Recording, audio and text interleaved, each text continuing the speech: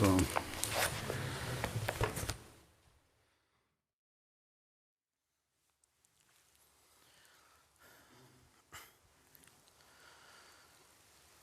اللہ اکبر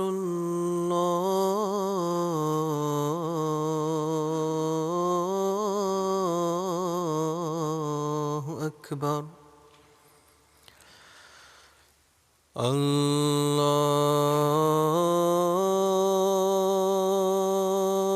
اکبر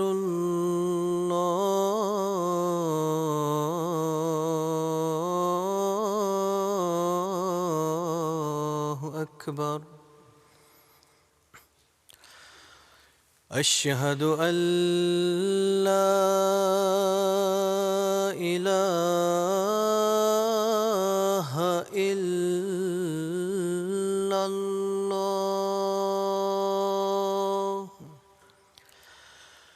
اشہد ان لا الہ الا اللہ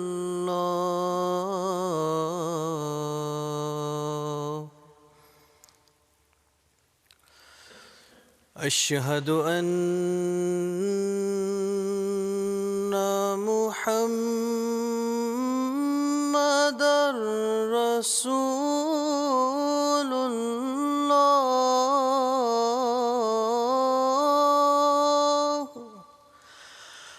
اشہد ان محمد رسول اللہ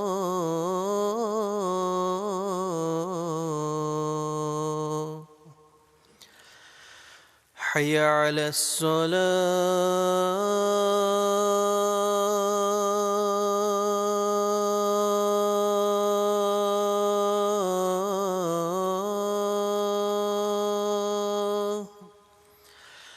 حی علی الصلاة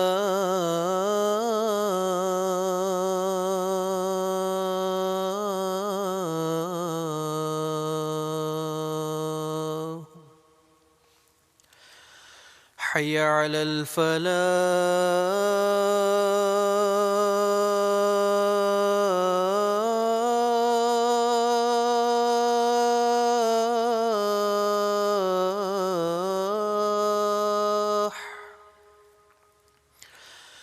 حی علی الفلاح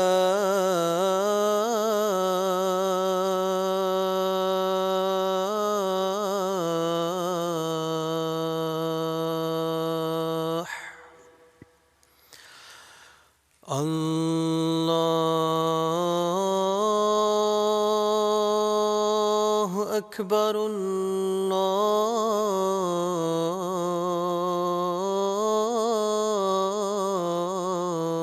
اکبر لا الہ الا اللہ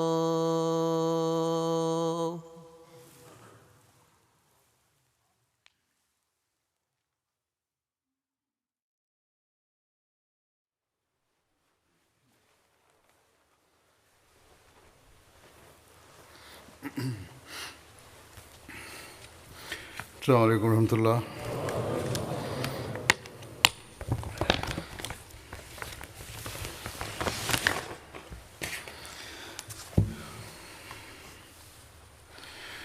أشهد أن لا إله إلا الله وحده لا شريك له وأشهد أن محمدا عبده ورسوله أما بعد فأعوذ بالله من الشيطان الرجيم بسم الله الرحمن الرحيم الحمد لله رب العالمين الرحمن الرحيم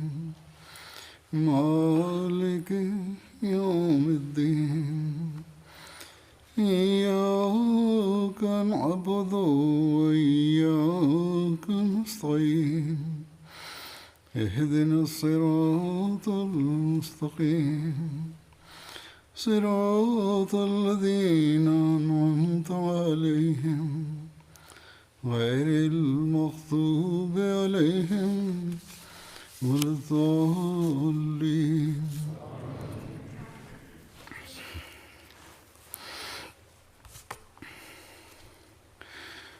جیسا کہ ہر احمدی جانتا ہے کہ 20 فروری کا دن جماعت میں پیش گوئی مسلم عہد کے حوالے سے یاد رکھا جاتا ہے، اور اس مناسبت سے جماعتوں میں جلسے بھی ہوتے ہیں۔ 20 فروری اس دفعہ تو 3 دن کے بعد آنا ہے، لیکن میں نے مناسب سمجھا کہ آج کے خطبے میں اس حوالے سے کچھ باتیں کروں۔ یہ پیش گوئی حضرت مسیح علیہ السلام کے ہاں ایک لڑکے کی ولادت کی تھی جو بہت سی خوبیوں کا مالک ہوگا۔ اللہ تعالیٰ کی خاص تائید و نصرت سے حاصل ہوگی۔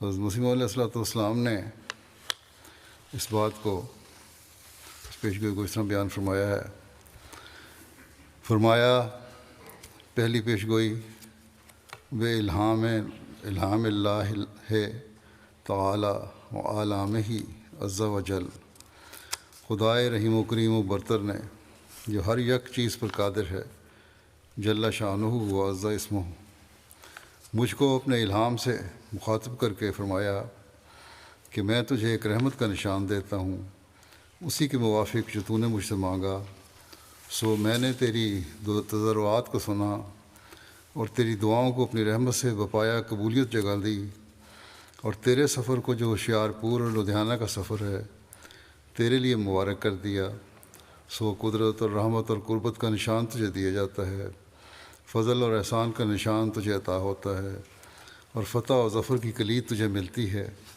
اے مظفر، تجھ پر سلام۔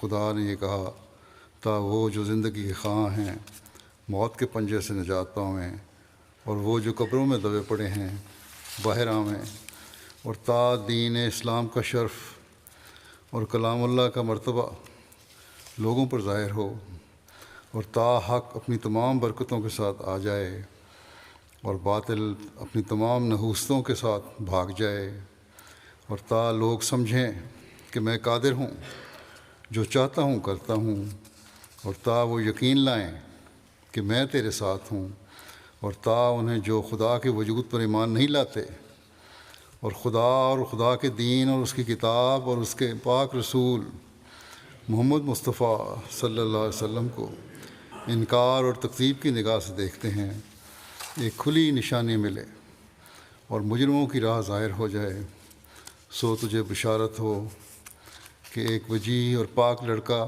تجھے دیا جائے گا، ایک ذکی غلام لڑکا تجھے ملے گا، وہ لڑکا تیرے ہی تخم سے، تیری ہی ذریت و نسل ہوگا، خوبصورت پاک لڑکا تمہارا مہمان آتا ہے، اس کا نام امانویل اور بشیر بھی ہے، اس کو مقدس روح دی گئی ہے اور وہ رجس سے پاک ہے، وہ نور اللہ ہے، مبارک وہ جو آسمان سے آتا ہے، اس کے ساتھ فضل ہے جو اس کے ساتھ آنے کے ساتھ آئے گا، وہ صاحب شکو اور عظمت اور دولت ہوگا، وہ دنیا میں آئے گا اور اپنے مسیح نفس اور روح الحق کی برکت سے بہتوں کو بیماریوں سے صاف کرے گا، وہ کلمۃ اللہ ہے کیونکہ خدا کی رحمت و غیوری نے اسے اپنے کلمہ تمجید سے بھیجا ہے، وہ سخت ذہین و فہیم ہوگا اور دل کا حلیم، اور علوم ظاہری و باطنی سے پر کیا جائے گا، اور وہ 3 کو 4 کرنے والا ہوگا۔ وہ دوشنبہ ہے، مبارک دوشنبہ، ہم سامنے لکھا ہے 3 4 کرنے کے بارے میں کہ اس کے معنی سمجھ نہیں آئے، بہرحال دوشنبہ ہے، مبارک دوشنبہ، آگے فرمایا دوشنبہ ہے، مبارک دوشنبہ، فرزند دل بند گرامی ارجمند، مظہر الاول والآخر، مظہر الحق والعلائے کا ان اللہ نزل من السماء، جس کا نزول بہت مبارک اور جلال الہی کے ظہور کا موجب ہوگا، نور آتا ہے نور، جس کو خدا نے اپنی رضامندی کے عطر سے منسوخ کیا، ہم اس میں اپنی روح ڈالیں گے اور خدا کا سایہ اس کے سر پر ہوگا، وہ جلد جلد بڑھے گا اور اسیروں کی رستگاری کا موجب ہوگا، اور زمین کے کناروں تک شہرت پائے گا اور قومیں اس سے برکت پائیں گی۔ تب اپنے نفسی نقطۂ آسمان کی طرف اٹھایا جائے گا، وَكَانَ امرًا مقضیہ۔ چنانچہ اس پیش گوئی کے مطابق اس مدت کے اندر جو آپ نے بیان فرمائی تھی، بیٹا پیدا ہوا جس کا نام حضرت مرزا بشیر الدین محمود احمد ہے، جنہیں اللہ تعالیٰ نے خلیفۃ المسیح ثانی کے مقام پر بھی بٹھایا۔ پھر ایک لمبا عرصے بعد آپ نے، خلیفہ ثانی نے، اللہ تعالیٰ سے اطلاع پا کر یہ اعلان فرمایا کہ جس بیٹے کی مسلم عقد ہونے کی حضرت مسیح موعود علیہ السلام نے خبر دی تھی وہ میں ہی ہوں۔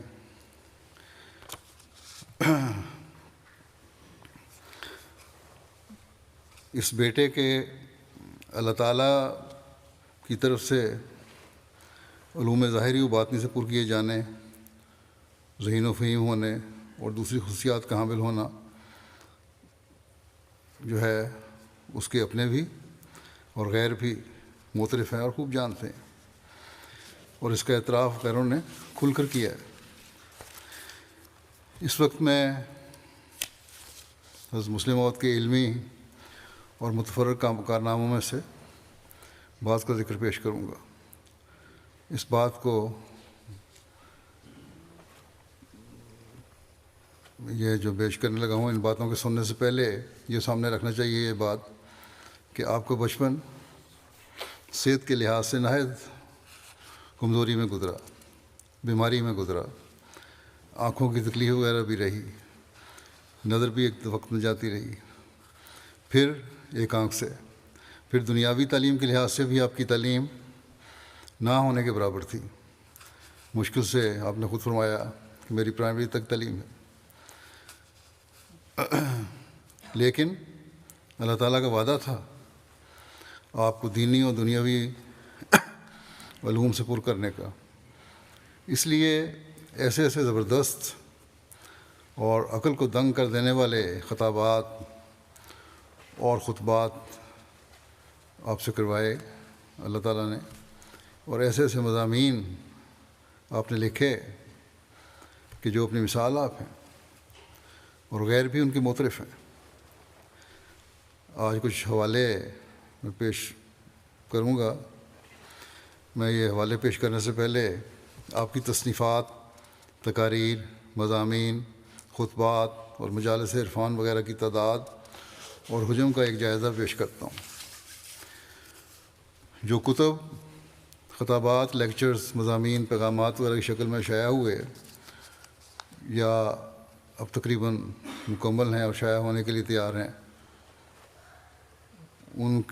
وہ انوار العلوم کی شکل میں تقاریر وغیرہ ہیں، خطابات، اس کی کل 38 جلدیں بن جائیں گی، اور ان کی تعداد 1424 ہے، اور کل صفحات جو ہیں اس کے وہ 20,340 ہیں۔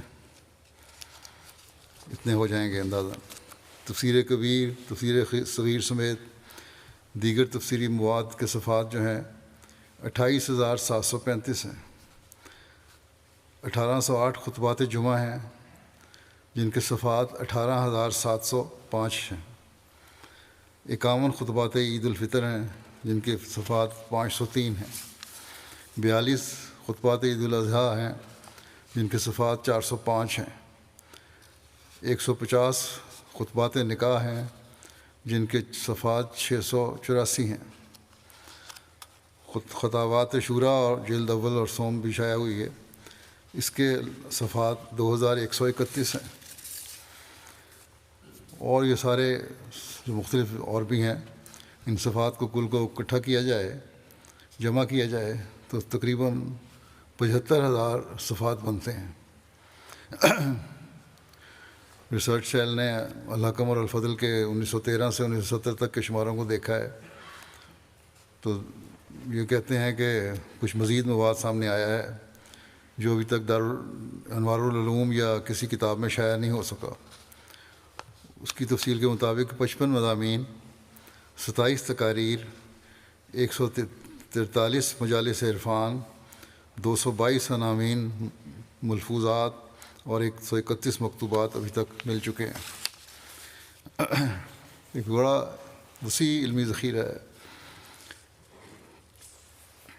اس وقت میں پہلے آپ کے علمی کارناموں میں سے قرآن کریم کے ترجمہ و تفسیر کے کچھ کوائف اور غیروں کے اس بارے میں آراء پیش کرتا ہوں۔ تب سے تفسیر کبیر میں حضرت مسلم موعود نے 59 صورتوں کی تفسیر بیان فرمائی ہے، جو کہ 10 جلدوں اور 5907 صفحات پر مشتمل ہے۔ اس کے علاوہ بہت سی تفسیری نوٹ بھی آپ کے ملے ہیں، جن کے صفحات کی تعداد بھی ہزاروں میں ہے، اور امید ہے کسی وقت یہ بھی شائع ہو جائے گی۔ با محاورہ ترجمہ قرآن کا ایک بہت بڑا کام آپ کا تفسیر صغیر کی صورت میں ہے۔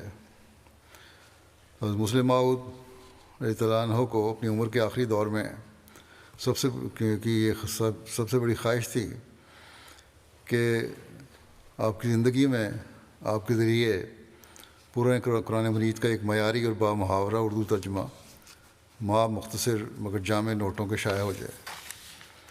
سفر یورپ 1955 سے واپسی کے بعد اگرچہ حضور کی طبیعت اکثر ناساز رہتی تھی، مگر اللہ تعالیٰ نے اپنے خلیفہ موعود کی روح القدس سے ایسی زبردست تائید فرمائی کہ آپ نے جون 1956 میں گرمیوں میں مری کے پہاڑوں پر گئے، وہاں ترجمہ قرآن املا کرانا شروع کیا، جو خدا کے فضل سے 25 اگست 1956 کی عصر تک مکمل ہو گیا۔ اور یہ نخلا ایک جگہ تھی جہاں چھوٹا سا کچھ پرفضا مقام ہے، یہ کلر کار کے قریب، وہاں آپ نے چھوٹی سی ایک بستی بنائی تھی، وہاں یہ کام کیا۔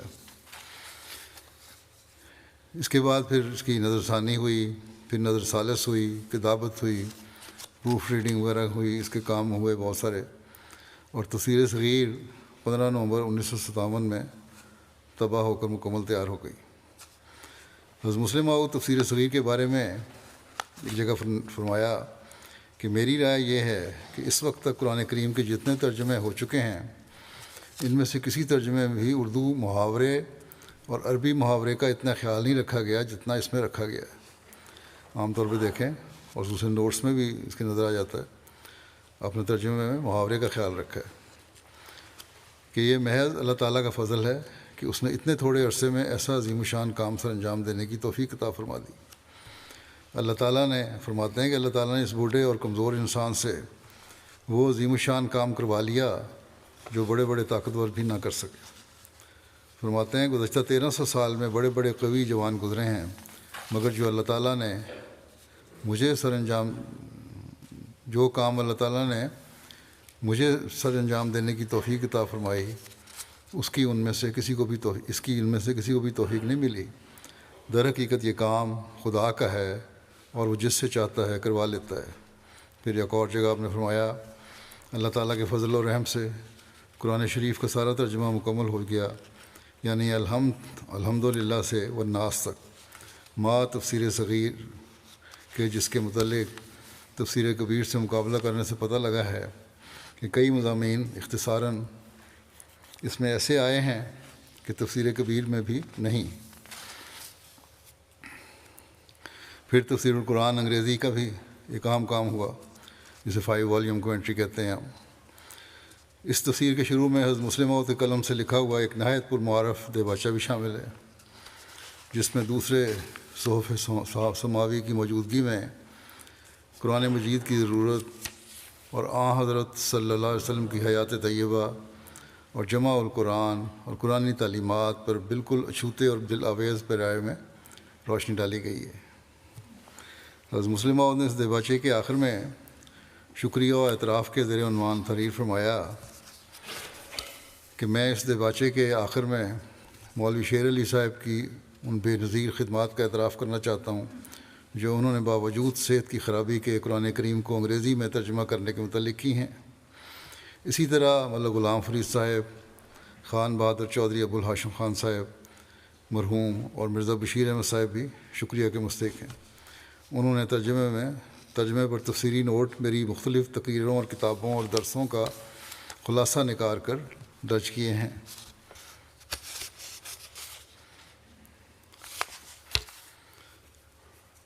پھر اس میں آپ نے یہ بھی لکھا کہ میں یہ بھی کہہ دینا چاہتا ہوں کہ حضرت خلیفہ اول کا شاگرد ہونے کی وجہ سے کئی مضامین میری تفسیر میں لازماً ایسے آئے ہیں جو میں نے ان سے سیکھے۔ اس لیے اس تفسیر میں حضرت مسیح موعود علیہ الصلوۃ والسلام کی تفسیر بھی، حضرت خلیفہ اول کی تفسیر بھی اور میری تفسیر بھی آ جائے گی۔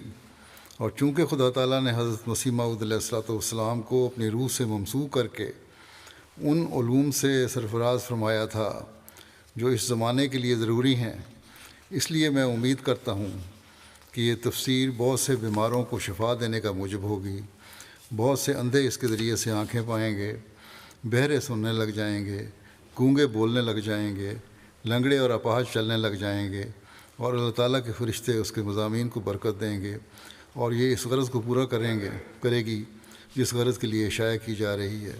اللہم آمین۔ اور اب تک اس کو جو لوگ بھی پڑھتے ہیں، بعض غیر بھی، عیسائی بھی بڑی تعریف کرتے ہیں۔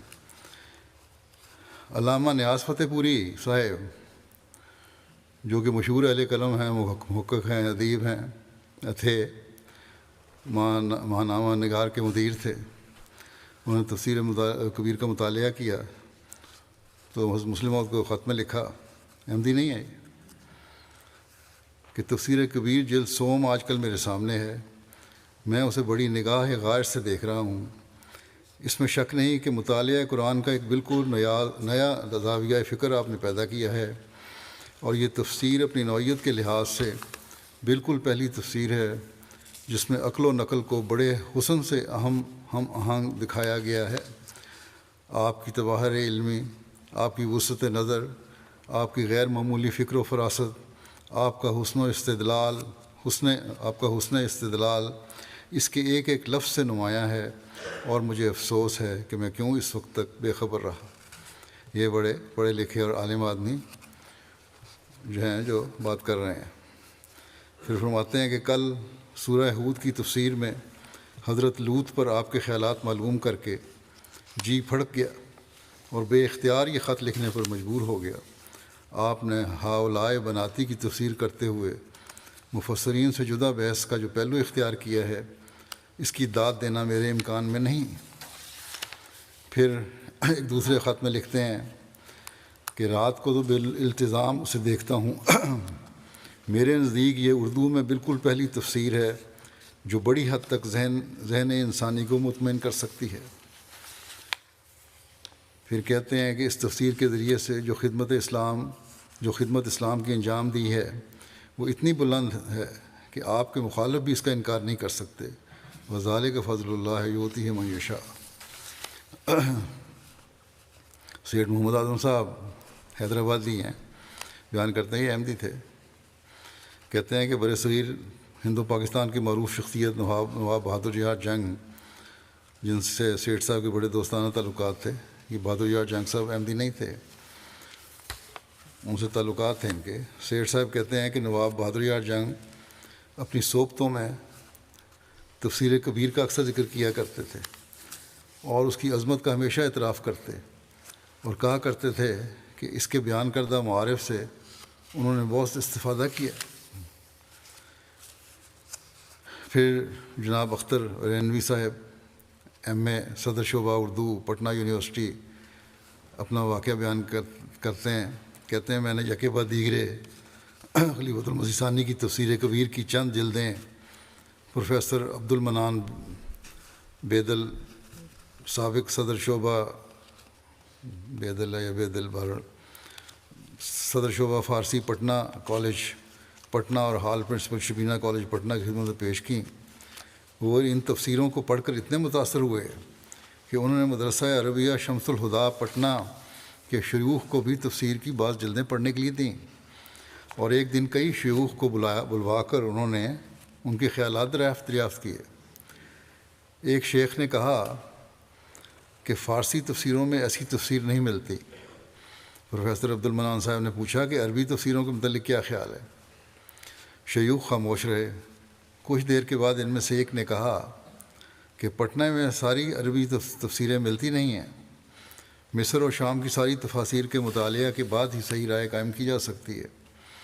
پروفیسر صاحب نے قدیم عربی تفسیروں کا تذکرہ شروع کیا اور فرمایا کہ مرزا محمود کی تفسیر کے پائے کی ایک تفسیر بھی کسی زبان میں نہیں ملتی۔ آپ جدید تفسیریں بھی مصر اور شام سے منگوا لیجئے اور چند ماہ بعد مجھ سے باتیں کیجیے۔ عربی اور فارسی کے علماء جو بیٹھے ہوتے وہ مبہوت رہ گئے۔ متعدد کتب کے مصنف اور اخبار صد کے جدید لکھنؤ کے ایڈیٹر مولانا عبد الماجد ریا آبادی نے حضرت مسلم موعود کے انتقال پر لکھا کہ کراچی سے خبر شائع ہوئی ہے کہ جماعت احمدی قادیانی کے امام مرزا بشیر الدین محمود کا 8 نومبر کو روبہ میں انتقال ہو گیا۔ کہتے ہیں دوسرے عقیدے ان کے جیسے بھی ہوں، قرآن و علوم قرآنی کی عالمگیر اشاعت اور اسلام کی آفاق گیر تبلیغ میں جو کوششیں انہوں نے سرگرمی اور اولوالعزمی سے اپنی طویل عمر میں جاری رکھیں، ان کا صلہ اللہ انہیں عطا فرمائے اور ان خدمات کے طفیل میں ان کے ساتھ عام معاملہ درگزر فرمائے۔ علمی حیثیت سے قرآنی حقائق و معارف کی جو تشریح، تبیین اور ترجمانی وہ کر گئے ہیں، اس کا بھی ایک بلند و ممتاز مرتبہ ہے۔ پھر ایک مشہور احراری لیڈر تھے مولوی مظہر علی صاحب اظہر، اپنی کتاب ایک خوفناک سازش میں لکھتے ہیں کہ مولوی ظفر علی خان نے کہا، احمدیوں کی مخالفت کی آڑ میں احرار نے خوب ہاتھ رنگے، احمدیوں کی مخالفت کا احرار نے خوب جلب زر کی ڈھونگ رچا رکھا ہے پیسے اکٹھے کرنے کے لیے۔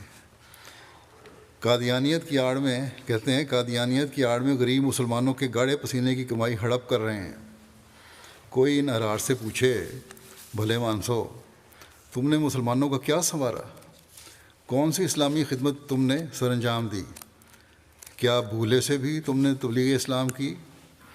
احراریوں کہتے ہیں، احراریوں کان کھول، خود ہی احراری ہیں، کہہ رہے ہیں احراریوں کان کھول کر سن لو، تم اور تمہارے لگے بندے مرزا محمود کا مقابلہ قیامت تک نہیں کر سکتے۔ مرزا محمود کے پاس قرآن کا علم ہے، تمہارے پاس کیا خاک دھر ہے؟ تم میں سے ہے جو قرآن کے سادہ حرف بھی پڑھ سکے؟ تم نے کبھی خواب میں بھی قرآن نہیں پڑھا، تم خود کچھ نہیں جانتے، تم لوگوں کو کیا بتاؤ گے؟ مرزا محمود کی مخالفت تمہارے فرشتے بھی نہیں کر سکتے۔ مرزا محمود کے پاس ایسی جماعت ہے جو تن من دھن اس کے اشارے پر اس کے پاؤں میں نشاور کرنے کے لیے تیار ہے۔ تمہارے پاس کیا ہے؟ گالیاں اور بد زبانی، تف ہے تمہاری غداری پر۔ پھر لکھتے ہیں کہ مرزا محمود کے پاس مبلغ ہیں، مختلف علوم کے ماہر ہیں، دنیا کے ہر ایک ملک میں اس نے جھنڈا گاڑ رکھا ہے۔ میں حق بات کہنے سے باز نہیں رہ سکتا، یہ میں ضرور کہوں گا کہ اگر تم نے مرزا محمود کی مخالفت کرنی ہے تو پہلے قرآن سیکھو، مبلغ تیار کرو اور عربی مدرسہ جاری کرو۔ اگر مخالفت کرنی ہے تو پہلے مبلغ تیار کرو، غیر ممالک میں ان کے مقابلے میں تبلیغ اسلام کرو۔ یہ کیا شرافت ہے کہ مرزائیوں کو گالیاں دلوا دیں؟ کیا یہ تبلیغ اسلام ہے؟ یہ تو اسلام کی مٹی خراب کرنا ہے۔ پھر اخبار امروز لاہور نے 30 مئی 66 کی اشاعت میں تفسیر صغیر پر تبصرہ کرتے ہوئے لکھا کہ قرآن حکیم پوری بنی نوع انسان کے لیے رشد و ہدایت کا منبع اور سرچشمہ ہے۔ ازل سے رہتی دنیا تک یہ کتاب مبین انسانوں کو دینی اور دنیاوی معاملات میں عدل کا راستہ دکھاتی رہے گی اور بھولے بھٹکوں کو صراط مستقیم پر لاتی رہے گی۔ کاش کہ آج کے علماء بھی یہ سمجھیں۔ قرآن مجید ایک مکمل ضابطہ حیات ہے۔ لکھتا ہے کہ قرآن کریم ایک مکمل ضابطہ حیات ہے۔ زندگی کا کوئی شعبہ، کوئی سا گوشہ اور کوئی سا مرحلہ ایسا نہیں ہے جہاں ہم قرآن سے استمداد نہ کر سکتے ہوں، لیکن ظاہر ہے کہ اس کے لیے مطالبہ قرآن پر حاوی ہونا لازم ہے۔ جب تک قرآن میں منضبط احکام خداوندی کے مفاہیم کا انشراح ہی نہ ہوگا رشد و ہدایت کا سلسلہ کیسے شروع ہوگا؟ اس کو سمجھنا بھی ضروری ہے، پھر ہی پتہ لگے گا کیا لکھا ہے۔ اسی ضرورت کے پیش نظر قرآنی مطالب کی تشریح اور تفسیر کا سلسلہ شروع ہوا، اور نزول قرآن سے لے کر اب تک اور پھر ابد تک یہ سلسلہ جاری و ساری رہے گا۔ جن لوگوں نے قرآن فہمی کرنے کے سلسلے میں کوئی سا حصہ بٹایا ہو، یقیناً تشکر کے سزاوار ہیں، شکر گزار ہونا چاہیے ان کا۔ مفسرین نے اپنے اپنے دور میں قرآنی بصیرت کو عام کرنے میں جو کاوشیں کیں، وہ اس لحاظ سے بھی مستحسن قرار پائیں گی کہ اس طرح تفسیر قرآن نے ایک باقاعدہ تحریک کی شکل اختیار کر لی، اور مطالب و معانی کے ابلاغ کے باب میں تفحص کی ایک پختہ روایت قائم ہو گئی۔ الحمدللہ یہ سلسلہ جاری ہے اور رہے گا۔ اس وقت تفسیر کہتا ہے آگے پھر تفسیر صغیر کے بارے میں کہ اس وقت تفسیر صغیر پیش نظر ہے۔ یہ تفسیر احمدیہ جماعت کے پیشوا الحاج مرزا بشیر الدین محمود مرحوم کی کاوش فکر کا نتیجہ ہے۔ قرآن کے عربی متن کے اردو ترجمہ کے ساتھ کئی مقامات کی تشریح کے لیے حواشی اور تفسیری نوٹ دیے گئے ہیں۔ ترجمے اور حواشی کی زبان نہایت سادہ اور آسان فہم ہے۔ پھر ایک ہفتہ روزہ قندیل ہوتا تھا، وہ لکھتا ہے 1966 میں 19 جون 1966 کہ انجمن حمایت اسلام لاہور اور تاج کمپنی لمیٹڈ کی طرف سے قرآن حکیم کی طباعت میں جو خوش ذوقی کا ثبوت دیا جاتا رہا ہے وہ قابل تحسین ہے۔ پھر کہتا ہے تفسیر صغیر کے بارے میں کہ تفسیر صغیر کی اشاعت سے اس روح آفرین صحیح میں اضافہ ہوا ہے۔ تفسیر صغیر میں ترجمہ اور تفسیر امام جماعت احمدیہ مرزا بشیر الدین احمد کی کاوش کا نتیجہ ہے۔ ترجمہ اور حواشی کی زبان عام فہم ہے تاکہ ہر علمی استعداد کا آدمی اس سے مستفید ہو سکے۔ ترجمہ اور تفسیر میں یہ الزام بھی ہے کہ جملہ تفاسیر متقدمین آخر تک پیش نظر رکھی گئی ہیں۔ پھر کہتا ہے کہ قرآن مجید کو اس خوبصورتی سے طبع کر آگے شائع کرنا ایک بہت بڑی خدمت اسلام ہے۔ آج کل کے علماء پاکستان میں یہ کہتے ہیں کہ اس میں تعریف کی گئی ہے، اس لیے بین کی جاتی ہے۔ تفسیر صغیر پاکستان میں بین کی ہوئی ہے، اس کو کوئی اپنے گھر میں بھی نہیں رکھ سکتا۔ اور ان کے اپنے جو ہیں انصاف پسند لوگ، پرانے لوگ، وہ کہتے ہیں اس کی جیسی کوئی چیز ہی نہیں، قابل تعریف چیز ہے اور اس سے آدمی بہت کچھ سیکھ سکتا ہے۔ اللہ تعالیٰ آج کل کے علماء کو بھی انصاف کی نظر سے دیکھنے کی توفیق دے۔ پھر انگریزی تفسیر قرآن کے دینی اور ادبی محاسن نے یورپ اور امریکہ کے چوٹی کے اہل علم کو متاثر کیا۔ انہوں نے اس پر شاندار ریویو کیے۔ مثلاً A.J.R. بری ہیں، ایک مشہور اسکالر ہیں، کہتے ہیں کہ قرآن شریف کا یہ نیا ترجمہ اور تفسیر ایک بڑا کارنامہ ہے۔ موجودہ جلد اس کارنامہ کی گویا پہلی منزل ہے جو ان کو ایک جلد پہنچی تھی۔ کہتے ہیں کوئی 15 سال کا عرصہ ہوا جماعت احمدیہ قادیان کے محقق علماء نے یہ عظیم الشان کام شروع کیا، اور کام حضرت مرزا بشیر الدین محمود احمد کی حوصلہ افزا قیادت میں ہوتا رہا۔ کام بہت بلند قسم کا تھا، یعنی یہ کہ قرآن شریف کے متن کی ایک ایسی ایڈیشن شائع کی جائے جس کے ساتھ ساتھ اس کا نہایت صحیح انگریزی ترجمہ ہو، اور ترجمے کے ساتھ آیت آیت کی تفسیر ہو۔ پھر کہتا ہے شروع میں ایک طویل دیباچہ ہے جو خود حضرت مرزا بشیر الدین نے رقم کیا ہے، اور پھر وہ دیباچے کی باتیں لکھی ہیں اس میں، کیا ہے اس میں۔ پھر کہتا ہے کہ اگر ہم اس کام کو اسلام کے ذوق علم تحقیق کی عظیم یادگار کہہ کر پیش کریں تو کوئی مبالغہ نہ ہوگا۔ ذوق علم تحقیق کی عظیم یادگار کہہ کر پیش کریں تو کوئی مبالغہ نہ ہوگا۔ اس کی تیاری کے ہر مرحلے پر مستند کتب، تفسیر و لغت اور تاریخ وغیرہ سے استفادہ کیا گیا ہے۔ ان کتب کی طویل فہرست پڑھنے والوں کو متاثر کرتی ہے۔ اس سے معلوم ہوتا ہے کہ اس ترجمہ و تفسیر کے تیار کرنے والوں نے نہ صرف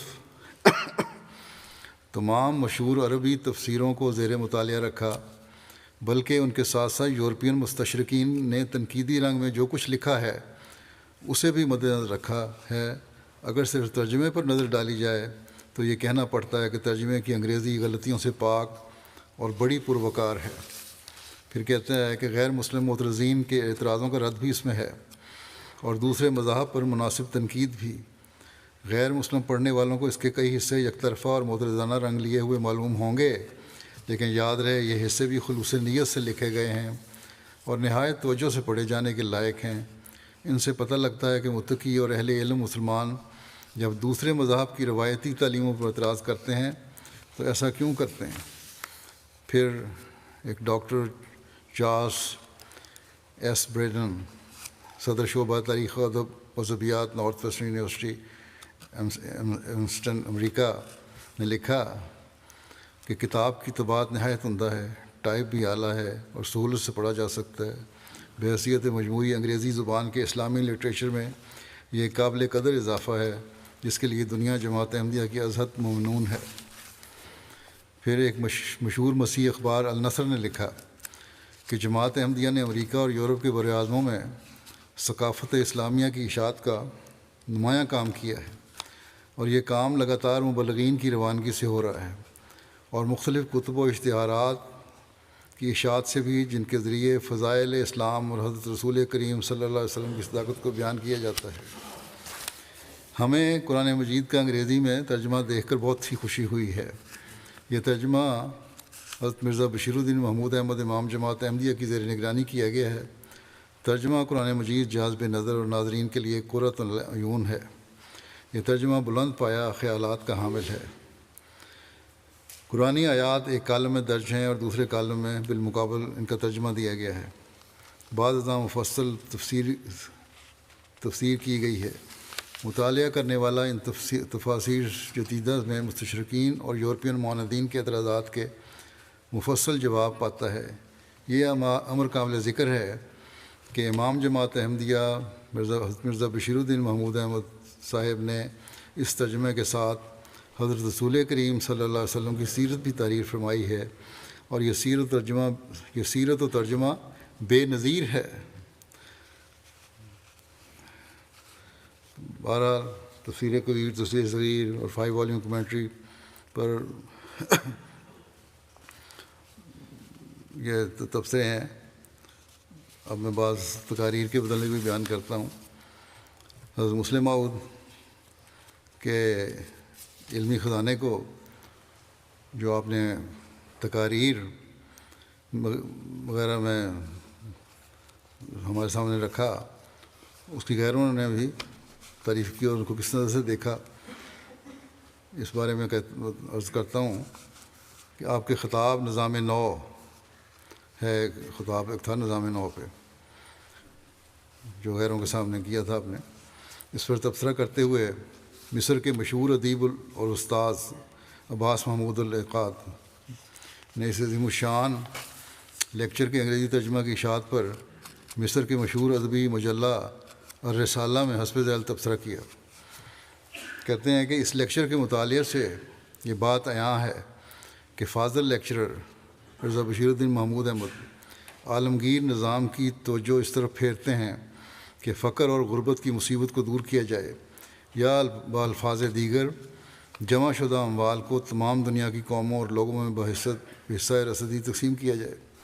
بلا شک آپ نے، یعنی لیکچرر صاحب نے، مرزا بشیر الدین محمود نے تمام دنیا کے جملہ نئے نظاموں پر جنہوں نے اس مصیبت اور مشکل کو دور اور حل کرنے کی کوشش کی ہے، یعنی فیسزم، نازیزم اور کمیونزم اور بعض دیگر جمہوری نظام، اور یہ ظاہر ہے کہ آپ کو ان سب نظاموں کے متعلق ہر جہت سے مکمل اطلاع اور علم حاصل ہے۔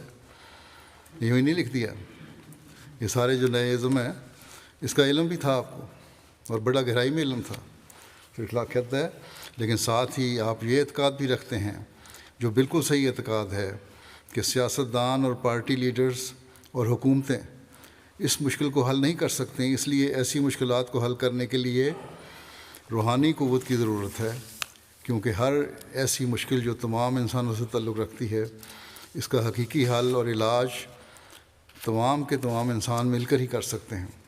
اسی لیے سب سے بڑی چیز جو اطمینان پیدا کرتی ہے اور نیک کاموں اور اصلاح کے لیے دلیری پیدا کرتی ہے، یعنی اعتقاد اور ایمان، اس کو نظر انداز نہیں کیا جا سکتا۔ اس کے بعد آپ نے ہندوستان میں موجودہ بڑے بڑے مذاہب پر خصوصاً اور دنیا کے دوسرے مذاہب پر عموماً ایک محققانہ نظر ڈالی ہے تا ان سے وہ علاج دریافت کیا جائے جو وہ اس مشکل کے دور کو دور کرنے کے لیے جسے دنیا بری نظر سے دیکھتی ہے وہ پیش کرتے ہیں، اور تا ان سے نیا نظام دریافت کیا جائے جو وہ موجودہ نظام کے بجائے پیش کر سکتے ہیں، کیونکہ ان کا بھی فرض ہے کہ وہ اس مشکل کو حل کریں اور اس مصیبت کو دور کریں۔ اس کے بعد لکھتا ہے کہ اس کے بعد آپ نے بہت سے دلائل اس بات کے لیے پیش کیے ہیں کہ ان سب مذاہب میں سے پہلے تو یہ کہ ٹھیک ہے مذاہب اپنے اپنے پیش کریں نظام اگر ہے ان کے پاس کچھ، لیکن کر نہیں سکتے۔ پھر لکھتا ہے کہ آپ نے بہت سے دلائل اس بات کے لیے پیش کیے ہیں کہ ان سب مذاہب میں سے صرف اسلام ہی ایک ایسا مذہب ہے جو اپنے اندر ان مشکلات کو حل کرنے کی طاقت رکھتا ہے، اور تمام اقوام اور تمام لوگ پہلے بھی اس پر عمل کر سکتے تھے اور اب اس موجودہ زمانے میں بھی عمل کر سکتے ہیں۔ پھر اس کے بعد محمود القاد صاحب نے نظام نو کے اس حصے کا خلاصہ اپنی زبان میں دیا ہے۔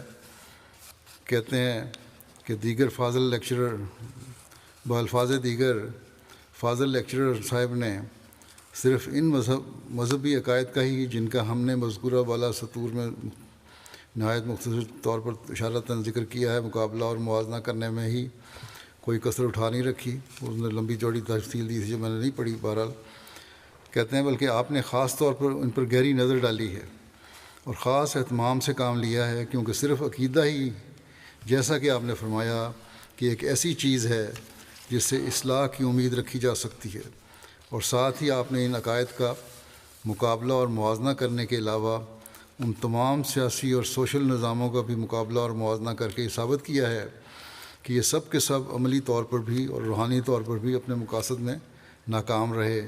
اس کے بعد نظام نو کے اس حصہ کا خلاصہ دیا ہے اس نے جو سیاسی اور سوشل نظاموں پر مشتمل ہے۔ اگر یہ پھر کہتا ہے کہ اگر یہ آواز یورپ اور امریکہ کے انگریزی خوان طبقہ میں پھیلائی جائے بلکہ خود اہل ہندوستان اور اہل مشرق کے درمیان بھی پھیلائی جائے تو یقیناً اپنا اثر دکھلائے گی۔ پھر اسلام میں اختلافات کا آغاز، یہ آپ کا ایک لیکچر ہے جو ماڈرن ہسٹوریکل سوسائٹی کے اجلاس میں اسلامیہ کالج لاہور میں آپ نے دیا۔ ایسا علمانہ اور تاریخ اسلام پر مکمل عبور رکھتے ہوئے یہ لیکچر تھا کہ بڑے بڑے تاریخ دان بھی اپنے آپ کو طفل مکتب سمجھنے لگے آپ کے سامنے۔ حضور کی تحقیق کا خلاصہ یہ ہے کہ ثابت ہوتا ہے، یا یہ خلاصہ بیان کرتا ہوں کہ ثابت ہوتا ہے کہ حضرت عثمان اور دیگر صحابہ ہر ایک فتنے سے یا عیب سے پاک تھے، بلکہ ان کا رویہ نہایت اعلیٰ اخلاق کا مظہر تھا اور ان کا قدم نیکی کے اعلیٰ مقام پر قائم تھا۔ کسی کو الزام نہیں ہم دے سکتے، نہ حضرت عثمان کو نہ صحابہ کو۔ پھر فرمایا اور یہ کہ صحابہ کو حضرت عثمان کی خلافت پر کوئی اعتراض نہ تھا، وہ آخر دم تک وفاداری سے کام لیتے رہے۔ حضرت علی، اور یہ ثابت کیا آپ نے، یہ غلط الزام ہے صحابہ پر کہ انہوں نے بغاوت کی۔ حضرت علی اور حضرت طلحہ اور حضرت زبیر پر خفیہ ریشہ دوانیوں کا الزام بھی بالکل غلط ہے، یہ بھی اس میں ثابت کیا۔ انصار پر جو الزام لگایا جاتا ہے کہ وہ حضرت عثمان سے ناراض تھے وہ غلط ہے، کیونکہ ہم دیکھتے ہیں کہ انصار کے سب سردار اس فتنہ کے دور کرنے میں کوشاں رہے ہیں۔ بہرحال اس پر جو تاثرات ہیں غیروں کے وہ یہ ہیں۔ سید عبدالقادر صاحب M A professor Islamia college Lahore لکھتے ہیں کہ فاضل باپ کے فاضل بیٹے مرزا بشیر الدین محمود احمد صاحب کا نام نامی اس بات کی کافی ضمانت ہے کہ یہ تقریر نہایت عالمانہ ہے۔ مجھے بھی کہتے ہیں مجھے بھی اسلامی تاریخ سے کچھ شدبت ہے، اور میں دعوے سے کہہ سکتا ہوں کہ کیا مسلمان اور کیا غیر مسلمان، بہت تھوڑے مورخ ہیں جو حضرت عثمان کے عہد کے اختلافات کی تہہ تک پہنچ سکے ہیں اور اس مہلک اور پہلی خانہ جنگی کی اصلی وجوہات کو سمجھنے میں کامیاب ہوئے ہیں۔ حضرت مرزا صاحب کو نہ صرف خانہ جنگی کے اسباب سمجھنے میں کامیابی ہوئی ہے بلکہ انہوں نے نہایت واضح اور مسلسل پیرائے میں ان واقعات کو بیان فرمایا ہے جن کی وجہ سے ایوان خلافت مدت تک تزلزل میں رہا۔ میرا خیال ہے کہ ایسا مدلل مضمون اسلامی تاریخ سے دلچسپی رکھنے والے احباب کی نظر سے پہلے کبھی نہیں گزرا ہوگا۔ سچ تو یہ ہے کہ حضرت عثمان کے عہد کی جس قدر اصلی اسلامی تاریخوں کا مطالعہ کیا جائے گا، اسی قدر یہ مضمون سبق آموز اور قابل قدر معلوم ہوگا۔ پھر اور بھی بہت سے تبصرے ہیں، لیکن وقت نہیں کہ سب کو بیان کیا جائے۔ پھر حضرت مسلم موعود کا ایک خطاب اسلام کے اقتصادی نظام سے متعلق تھا، جو لاہور میں احمدیہ ہاسٹل میں ہوا۔ یہ تقریر تقریباً 2.5 گھنٹے تک جاری رہی۔ اس میں احمدی احباب کے علاوہ سینکڑوں کی تعداد میں، بلکہ بعض جگہ لکھا ہے ہزاروں میں، مسلم اور غیر مسلم معززین بھی شامل تھے۔ پڑھے لکھے لوگ تھے، غیر احمدی مسلمان اور دوسرے غیر مسلم لوگ بھی، جن کی اکثریت اعلیٰ درجے کے تعلیم یافتہ طبقہ اور پنجاب یونیورسٹی کے پروفیسرز اور طلباء سے تعلق رکھتی تھی۔ تقریر کے دوران پروفیسرز، وکلاء اور دیگر اہل علم دوست کثرت سے نوٹس لیتے رہے۔ اسلام کے اقتصادی نظام کا لباب بیان کرتے ہوئے حضرت مسلم موعود فرماتے ہیں کہ اسلامی اقتصاد نام ہے فردی آزادی اور حکومتی تداخل کے ایک مناسب اختلاط کا۔ آزادی بھی ہو اور حکومت کا دخل بھی ہو، لیکن کہ آپس میں مناسب طور پہ ملے ہوں، کوآرڈینیٹ کرتے ہوں۔ یعنی اسلام دنیا کے سامنے جو اقتصادی نظام پیش کرتا ہے، اس میں ایک حد تک حکومت کی دخل اندازی بھی رکھی گئی ہے اور ایک حد تک افراد کو بھی آزادی دی گئی ہے۔ ان دونوں کے مناسب اختلاط کا نام اسلامی اقتصاد ہے۔ فردی آزادی اس لیے رکھی گئی ہے تاکہ افراد آخرت کا سرمایہ اپنے لیے جمع کر لیں اور ان کے اندر تسابق اور مقابلے کی روح ترقی کرے۔ صرف دنیا کے مقابلہ نہیں، بلکہ آخرت کے لیے بھی جو نیکیاں کر کے آگے نیکیوں میں بڑھنے کا مقابلہ ہے، وہ بھی جاری رہے۔ پھر فرمایا، اور حکومت کا تداخل اس لیے رکھا گیا ہے کہ عمراء کو یہ موقع نہ ملے کہ وہ اپنے غریب بھائیوں کو اقتصادی طور پر تباہ کر دیں۔ گویا جہاں تک بنی نوع انسان کو تباہی سے محفوظ رکھنے کا سوال ہے، حکومت کی دخل اندازی ضروری سمجھی گئی ہے، اور جہاں تک تسابق اور اخروی زندگی کے لیے ذات جمع کرنے کا سوال ہے، حریت شخصی کو قائم رکھا گیا ہے اور فردی آزادی کو کچلنے کے بجائے اس کی پوری حفاظت کی گئی ہے۔ بس اسلامی اقتصادیات میں فردی آزادی کی بھی پوری حفاظت کی گئی ہے تاکہ انسان طوعی خدمات کے ذریعے سے آئندہ کی زندگی کے لیے سامان بہم پہنچا سکے اور تسابق کی روح ترقی پا کر ذہنی ترقی کے میدان کو ہمیشہ کے لیے وسیع کرتی جائے۔ اور حکومت کا دخل بھی قائم رکھا گیا ہے تاکہ فرد کی کمزوری کی وجہ سے اقتصادیات کی بنیاد ظلم، بے انصافی پر قائم نہ ہو جائے اور بنی نوع انسان کے کسی حصے کے راستے میں روک نہ بن جائے۔ حضور نے اپنی تقریر کے دوسرے حصے میں کمیونزم کی تاریخ کا مذہبی، اقتصادی، سیاسی، نظریاتی اور عملی لحاظ سے تفصیلی جائزہ لیا اور آخر میں اس کے متعلق بائبل کی ایک عظیم الشان پیشگوئی کا اردو متن سنانے کے علاوہ حضرت مسیح موعود علیہ السلام اور اپنی پیشگوئیاں بھی ذکر فرمایا۔ الغرض حضرت مسلم موعود کے اس لیکچر نے چوٹی کے علمی طبقوں میں ایک تہلکہ مچا دیا اور اللہ تعالیٰ کے فضل سے اسے ہر سطح پر غیر معمولی کامیابی حاصل ہوئی۔ اس تقریر کو حاضرین نے ایسے شوق سے سنا کہ اتنے لمبے عرصے تک لوگ اس طرح بیٹھے رہے کہ گویا ان کے سروں پر پرندے بیٹھے ہوں۔ 2.5 گھنٹے تک لگاتار تقریر تھی۔ ایک پروفیسر تو اس تقریر کو سن کر رو پڑے اور بعض کمیونزم کے حامی طلباء نے اس خیال کا اظہار کیا کہ وہ اسلامی سوشلزم کے قائل ہو گئے ہیں اور اب اسے صحیح اور درست تسلیم کرتے ہیں۔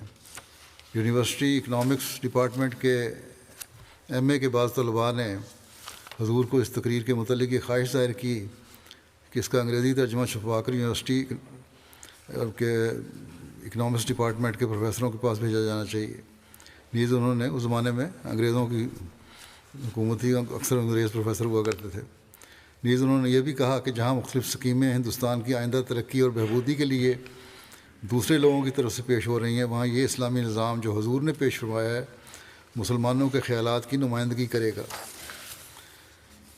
اس تقریر کی صدارت مسٹر رام چند مچندہ صاحب ایڈوکیٹ ہائی کورٹ لاہور نے کی تھی. کہتے ہیں کہ اس پر شوکت تقریر کے بعد لکھنے والا یہ لکھتا ہے کہ اس پر شوکت تقریر کے بعد صدر جلسہ جناب لالا رام چند مچندہ صاحب نے ایک مختصر تقریر کی. کہتے ہیں کہ میں اپنے آپ کو بہت خوش قسمت سمجھتا ہوں کہ مجھے ایسی قیمتی تقریر سننے کا موقع ملا، اور مجھے اس بات سے خوشی ہے کہ تحریک احمدیت ترقی کر رہی ہے اور نمایاں ترقی کر رہی ہے.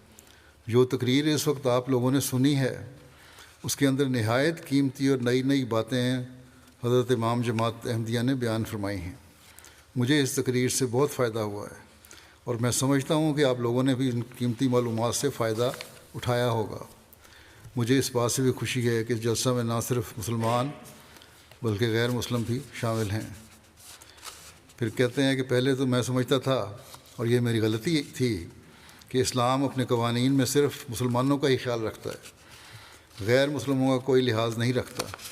مگر آج حضرت امام جماعت احمدیہ کی تقریر سے معلوم ہوا کہ اسلام تمام انسانوں میں مساوات کی تقسیم دیتا ہے، اور مجھے یہ سن کر بہت خوشی ہے.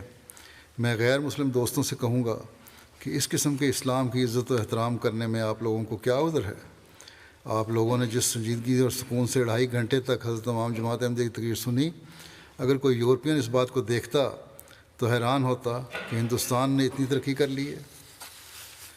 پھر کہتے ہیں، اچھا، پھر تبصرہ والے لکھنے والے لکھتے ہیں یہ کہ تقریر سننے کے بعد اکثر کی زبان پر تعریفی کلمات تھے، بلکہ ایک کثیر طبقے نے اس بات کا اقرار کیا کہ عقائد کے میدان میں گو ہم حضرت مرزا بشیر الدین محمود احمد صاحب کے ساتھ اختلاف رکھتے ہیں. عقیدہ ہمارا مختلف ہے، ہم یہ نہیں مانتے جو یہ عقیدہ رکھتے ہیں، مگر اس حقیقت سے انکار نہیں کر سکتے. عقیدے کے اختلاف کے باوجود اس بات کو تسلیم کر رہے ہیں. کہتے ہیں اس حقیقت سے ہم انکار نہیں کر سکتے کہ آپ موجودہ زمانے میں ہندوستان کے بہترین عالم ہیں، اور حقیقت بھی یہی تھی کہ علم اقتصاد کے متعلق قرآنی حقائق و معارف کا انکشاف اور یورپ کے اقتصادی فلسفہ کا رد آج تک کسی انسان کی طرف سے ایسے رنگ میں پیش نہیں ہوا کہ خود منکرین اسلام ایسے نظام کی فضیلت کا اقرار کریں اور خود اشتراکیت کی خامیاں تسلیم کرنے پر مجبور ہو گئے ہوں. چنانچہ مولوی شیر علی صاحب کا بیان ہے کہ انہوں نے تقریر کے بعد بعض غیر احمدی نوجوانوں کو آپس میں یہ گفتگو کرتے سنا کہ اگر اب بھی تم نے کمیونزم کی تائید کی تو تم پر لعنت ہے. اسی طرح ایک پروفیسر صاحب پہلے بھی ذکر آیا پڑا ہے کہ سن کے رو پڑے. تقریر کے اختتام پر غیر احمدی پروفیسر صاحبان اور طلباء کی طرف سے اس خواہش کا اظہار کیا گیا کہ چونکہ وقت کی قلت کی وجہ سے حضور اپنی تقریر میں مضمون کے تمام پہلوؤں پر اپنے خیالات کا اظہار نہیں فرما سکے، اس لیے ایک اور تقریر فرمائی جائے جس میں مضمون کے باقی حصص کی وضاحت ہو، تاکہ لوگ علوم کے چشمے سے سیراب ہو سکیں جو اللہ تعالیٰ نے حضور کو عطا فرمایا ہے. علوم ظاہری و باطنی سے پر کیے گئے. سید عبدالقادر صاحب ایم اے وائس پرنسپل اسلامیہ کالج لاہور کہتے ہیں، صدر شعبہ تاریخ ہے، کہ کہتے ہیں کہ اسلامیہ کالج نے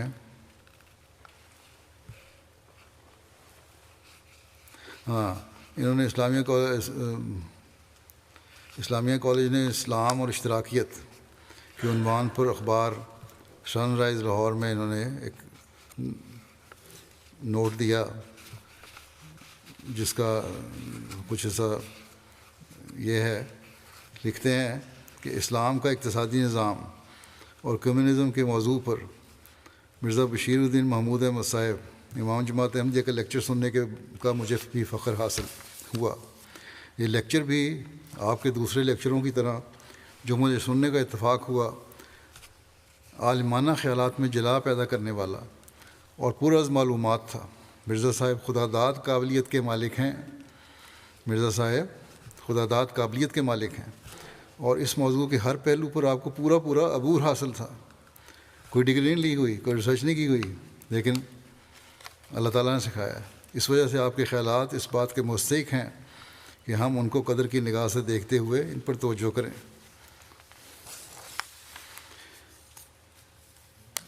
اس کے ترجمے بھی ہوئے مختلف زبانوں میں، اس کے تراجم پڑھ کر غیر ملکی پریس اور پڑھے لکھے طبقہ نے بھی سراہا۔ چنانچہ اسپین کے سپریم ٹریبونل کے president S Y D Jose Castan نے یہ پڑھ کے لکھا مولوی کرم اللہ عیسیٰ ظفر کو کہ میں آپ کے نوازش نامے کا بہت شکر گزار ہوں۔ اس کے ساتھ ایک بہترین کتاب ہے جس کے مطالعے نے میری طبیعت پر نہایت شاندار اور اعلیٰ تاثرات پیدا کیے ہیں۔ میں آپ کو یقین دلاتا ہوں کہ اللہ تعالیٰ آپ کو اس ملک اسپین میں اور اس کے باہر بھاری کامیابی عطا کرے گا۔ کتاب حالات حاضرہ کے متعلق نہایت دلچسپ ہے۔ پھر اخبار مسلموں کی وفات پر اخبار روشنی سری نگر نے لکھا 11 نومبر 1965 میں کہ آل انڈیا کشمیر کمیٹی کے اولین صدر جناب مرزا بشیر الدین محمود احمد صاحب کی وفات حسرت آیات۔ کہتے ہیں کہ ایک جید عالم اور مفکر تھے، تقریر کرنے میں شاید ہی کوئی آپ کا ثانی تھا، یہاں تک کہ اسلام کا اقتصادی نظام اور اسلام کا نظام نو جیسے دقیق موضوعات پر ایک ہی صحبت میں جو تقاریر ہوئیں وہ کتابی صورت میں شائع ہو کر مقبول عام ہو چکی ہیں۔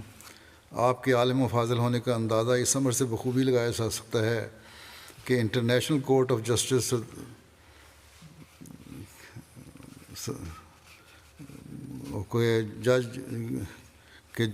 جج جسٹس سر رسول اللہ خان صاحب بھی آپ کے مریدوں میں سے ہیں، اور انہی کے الفاظ میں آپ کی ذات صفات حسنہ کا ایک ایسا دلکش مجموعہ پیش کرتی ہے جس کا ایک شخص کے وجود میں ہونا بہت نادر ہے۔ ظاہری اور باطنی علوم کا سرچشمہ بھی ہیں۔ اب غیر یہ تسلیم کر رہے ہیں کہ ظاہری اور باطنی علوم کا سرچشمہ بھی ہیں۔ آپ تخیل اور عمل کے میدانوں کے ایک یکساں شاہسوار ہیں۔ آپ کی زندگی کا بہت سا حصہ ذکر و فکر میں گزرتا ہے، لیکن میدان عمل میں آپ ایک اولو العزم اور جری قائد بھی ہیں۔ پھر کہتے ہیں جناب مرزا بشیر الدین محمود احمد صاحب کا ہر کشمیری دل سے مداح ہے، کیونکہ تحریک حریت کشمیر میں آپ کا بہت بڑا حصہ ہے۔ 1931 میں جب تحریک کشمیر شروع ہوئی تو آپ ہی آل انڈیا کشمیر کمیٹی کے اولین صدر تھے، اور یہ آپ ہی کی کوششوں کا ثمرہ تھا کہ تحریک پروان چڑھی اور اس کا غلغلہ چار دانگ عالم میں ہوا۔ پھر ویمبلے کانفرنس تو جماعت کی تاریخ میں کافی مشہور ہے۔ اس میں جو آپ کو مضمون پڑھا گیا، اس میں غیروں کے تاثرات کیا تھے؟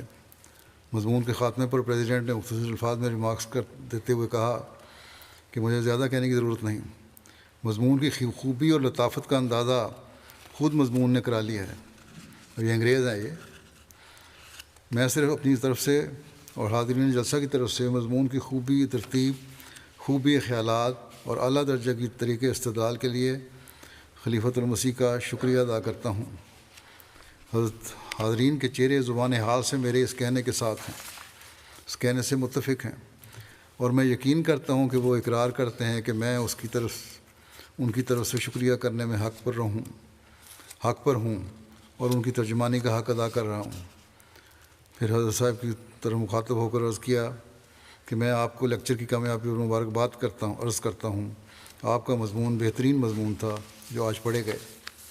ایک صاحب حضرت کے حضور حاضر ہوئے، رپورٹ لکھنے والے لکھتے ہیں، اور انہوں نے عرض کیا کہ میں نے ہندوستان میں 30 سال کام کیا ہے اور مسلمانوں کے حالات اور دلائل کا مطالعہ کیا ہے، کیونکہ میں ایک مشنری کی حیثیت سے ہندوستان میں رہا ہوں، مگر جس خوبی، صفائی اور لطافت سے آپ نے آج کے مضمون کو پیش کیا ہے، میں نے اس سے پہلے کبھی کسی جگہ بھی نہیں سنا۔ مجھے اس مضمون کو سن کر کیا بلحاظ خیالات، کیا بلحاظ ترتیب اور کیا بلحاظ دلائل بہت گہرا اثر ہوا ہے۔ بہرحال اس طرح کے بے شمار تاثرات ہیں آپ کے مختلف موضوعات پر، مضامین کے اور خطابات کی تعداد بے شمار ہے، جیسا کہ میں شروع میں بتا چکا ہوں۔ چند نمونے میں نے پیش کیے ہیں۔ اخبار فتح العرب دمشق کا ایک حوالہ پیش کر دیتا ہوں۔ 1924 میں حضرت خلیفہ مسیح ثانی جب یورپ تشریف لے گئے تو راستے میں عرب ممالک میں بھی قیام فرمایا، اور اس دوران عرب ممالک کے پریس نے بھی آپ کے متعلق اپنے تاثرات شائع کیے ہیں۔ چنانچہ اخبار فتح العرب دمشق اپنی 10 اگست 1924 کی اشاعت میں لکھتا ہے کہ یہ خلیفہ صاحب اپنی عمر کے 40ویں سال میں ہیں، منہ پر سیاہ کشادہ داڑھی رکھتے ہیں، چہرہ گندم گوں ہے اور جلال و وقار چہرے پر غالب ہے، دونوں آنکھیں ذکاء اور ذہانت اور غیر معمولی علم و عقل کی خبر دے رہی ہیں۔ آپ ان کے چہرے کے خد و خال میں جب کہ وہ اپنی برف کی مانند سفید پگڑی پہنے کھڑے ہوں یہ دماغی قابلیتیں دیکھیں تو آپ کو یقین ہو جائے گا کہ آپ ایک ایسے شخص کے سامنے ہیں جو آپ کو قبل اس کے کہ آپ اسے سمجھیں خوب سمجھتا ہے، وہ آپ کو دیکھ لیتا ہے اپنی نظروں سے، اور آپ کے لبوں پر تبسم کھیلتا رہتا ہے۔ پھر حضرت مسلم کو فرمایا کہ ان کے لبوں پر تبسم کھیلتا رہتا ہے جو کبھی ظاہر اور کبھی پوشیدہ ہو جاتا ہے، ہمیشہ مسکراہٹ رہتی ہے۔ اور اگر آپ پھر لکھتا ہے پڑھنے والوں کے لیے کہتا ہے کہ اور اگر آپ اس کیفیت کو دیکھیں تو آپ اس تبسم کے نیچے جو معنی ہیں اور جو اس میں جلال ہوتا ہے اس سے حیران ہو جائیں گے۔ اس طرح کے بے شمار تاثرات ہیں غیروں کے، ان لوگوں کے جنہوں نے تھوڑا یا زیادہ آپ کی صحبت میں رہنے کا موقع ملا، جن کو تھوڑا عرصہ یا زیادہ عرصہ صحبت میں رہنے کا موقع ملا۔ مواد تو بہت سا تھا، جیسا کہ میں نے کہا، میں نے جمع کروایا تھا، لیکن وقت کی وجہ سے میں نے کچھ پیش کیا، اور وہ بھی خلاصتاً پیش کیا ہے، وہ بھی ساری باتیں نہیں لکھی۔ جو باتیں پیش گوئی میں حضرت مسیح موعود علیہ السلام بیان فرمائی تھیں، یا کہنا چاہیے کہ اللہ تعالیٰ نے آپ کو بتائی تھیں، وہ حضرت مرزا بشیر الدین محمود احمد مسلم موعود میں پوری ہوئیں۔ آپ کو اللہ تعالیٰ نے جو علم اور عرفان عطا فرمایا تھا، اس کا کوئی بڑے سے بڑا عالم بھی مقابلہ نہیں کر سکتا تھا۔ آپ کا دیا ہوا لٹریچر ایک جماعتی خزانہ ہے۔ آپ کے خطبات، مضامین اکثر شائع ہو چکے ہیں، کچھ ہو رہے ہیں، انہیں ہمیں پڑھنا چاہیے، اور اب ترجمے کا کام بھی خاصی تیزی سے ہو رہا ہے، انشاءاللہ جلدی وہ بھی مہیا ہو جائے گا۔ انگریزی میں تو کافی کام ہو چکا ہے، ہو رہا ہے میرا مطلب، کچھ کتابیں شائع ہوئی ہیں چھوٹی چھوٹی۔ اللہ تعالیٰ ہمیں اس علم و عرفان سے فائدہ اٹھانے کی توفیق عطا فرمائے۔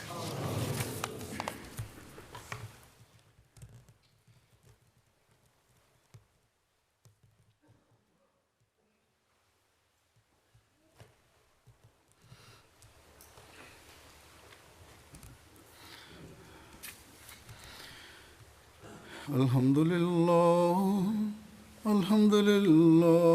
نحمده ونستعينه ونستغفره ونؤمن به ونتوكل عليه ونعوذ بالله من شرور أنفسنا ومن سيئات أعمالنا من يهده الله فلا مضل له ومن يضلل فلا هادي له ونشهد أن لا إله إلا الله ونشهد أن محمدا عبده ورسوله عباد الله رحمكم الله إن الله يأمر بالعدل والإحسان وإيتاء ذي القربى وينهى عن الفحشاء والمنكر والبغي يعظكم لعلكم تذكرون اذكروا الله يذكركم وادعوه يستجب لكم ولذكر الله أكبر